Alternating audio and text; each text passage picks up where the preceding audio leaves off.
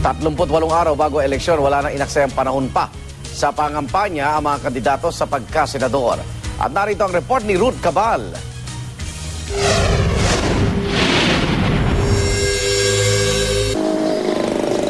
Sa mismong lupain ng angkan ni Pangulong Aquino sa Tarlac, nagkalat ang mga welcome banner para sa United Nationalist Alliance na kalabang partido ng koalisyon ng presidente sa darating na eleksyon. May bahay rin kasi sa Hacienda Luisita si dating Congressman Pepín Cojuangco, tiyuhin ng Pangulo at Vice President ng Executive Committee ng UNA, kung saan tumatakbong senador ang asawang si dating Tarlac Governor Tingting Cojuangco. Nag-ikot sa ilang bayan sa Tarlac ang mga senatorial candidate ng UNA na sina Cojuangco, Nancy Binay, Jack Enrile, Ernesto Maceda, Mitos Magsaysay, Gringo Honasan, JV Ejercito at Richard Gordon. Patunay raw ito na hindi solidong balwarte ng Team Pinoy ang Tarlac. Walang bulwarte.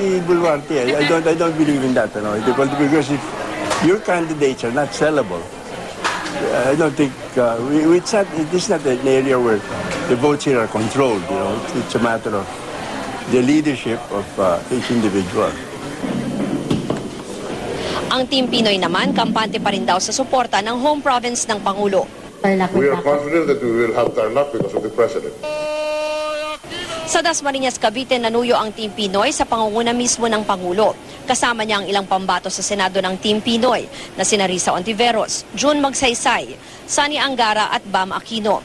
Sa kanyang talumpati, tila nagpasaring ang Pangulo sa kilalang anak ng Cavite na si Senator Bong Revilla. At nananalig akong papanig ang mga Caviteño, hindi sa papogi o sa mga walang bisang agimat ng iba. Kung minsan may makakausap ako, hindi ko na mababanggitin kung sino. Ang sinasabi sa akin kalimutan na natin na nakaraan. Asahan mo sa inaharap, todo ang suporta ko sa iyo. Ang sabi sa kanya, pare, pinangako mo sa akin to. Kalahati na halos yung termino ko. Aasa pa ba ako doon sa darating na araw na susuportahan mo na ako?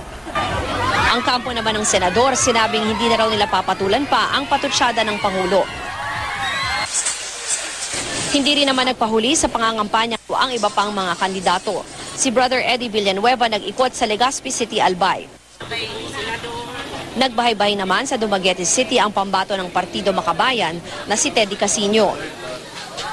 Nasa Dumaguete rin ang independent candidate na si Puerto Princesa Mayor Edward Hagedorn. Si Greco Belica naman ng Democratic Party of the Philippines nangampanya rin sa Cavite. Para sa unang balita, Ruth Cabal reporting.